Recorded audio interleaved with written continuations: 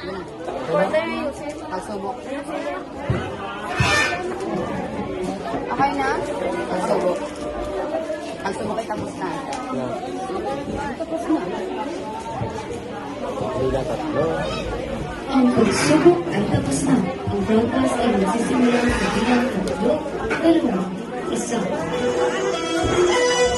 DZRX 85.1 Radyo Gitna.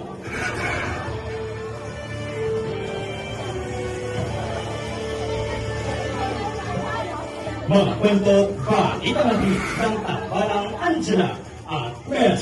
Raot sa magpakikinggan sa puso ng Mindanao. Gitna, balita at sa ilis, swak sa balita. Bibisara nagsinungaling ayon sa Malacanang. Padilla nagbigay opinyon sa mga kabataan. Magandang araw sa Katapatan News. Maayong adlaw, banwa sa Surana. Ngayon ka-27 ng Pebrero 2021. Simulan na natin ang balitan. Ang kasinungalingan lamang ang mga sinabi ni VP Sara ayon sa Malacanang. Level, ibalita mo. Itinagtara kasi muli ng Malacanang ang pahayag ni Vice President Sara Duterte na inaras ng administrasyon ang karyadong senador ni VP Sara. Ayon sa kanya, hindi na siya makikipag-usap sa mga senador dahil mga tumutuloy sa kanya ay binabanatan ng administrasyon, pinapasuhan, binabataan at hinaharas. Meryl Dayaday para sa Kidlat Balita. Salamat sa update, Meryl. Sa kabilang dako, nagbigay opinyon si Senador Padilla ukol sa kabataan ngayon. Resha, ibalita mo. Itinawag si Senator Robin Padilla ang mga kabataan ngayon ng mahina. Nagpukumpara sa mga kabataan noon sa panilig ng Senate Committee kahapon yung 11 ng Pebrero. Ayon kay Padilla, ang mga kabataan na noong panahon niya ay hindi mga iyakin na katututo lamang sa kalsada, rensya or matan para sa Kidlat Balita. Kaya at Jurano, official na. Yan ang balita sa pagbabalik ng DZRX 85.1. Radyo Gitna.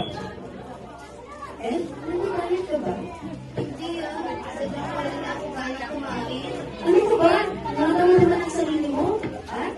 Tapos na sila mamukat-mukat. Kumain ka na gusto mo. Upang ikaw ay malayo sa sakit. Dahil sa panahon ngayon, mahirap ang magkasakit. Kaya kung ako sa'yo, kumain ka ng gusto. Gustong pagkain ay panagahan upang malnutrisyon ay maiwasan. Isang paalala mula sa ibilang ito. Ang oras na alas 5 ng hapon. Nakakidlat ka pa ba? At nagbabalikan DZRX 85.1 Radyo Gitna.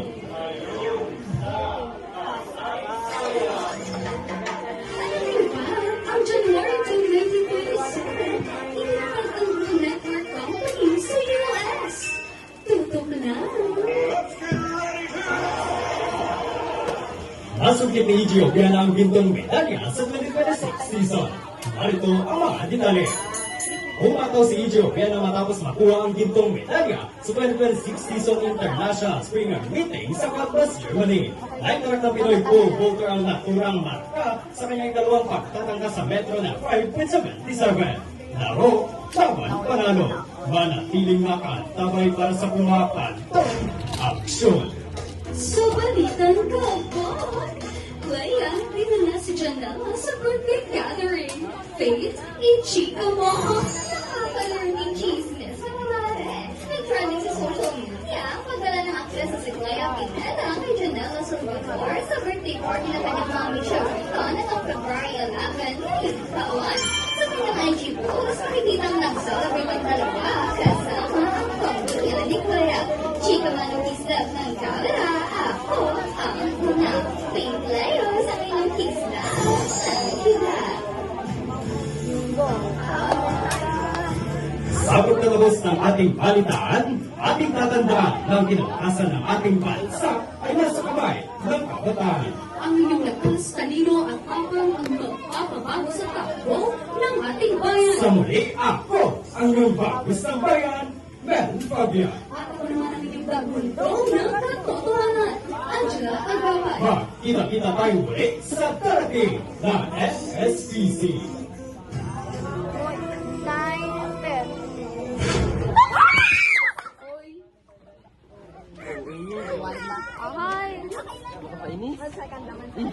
5-1 po ang time.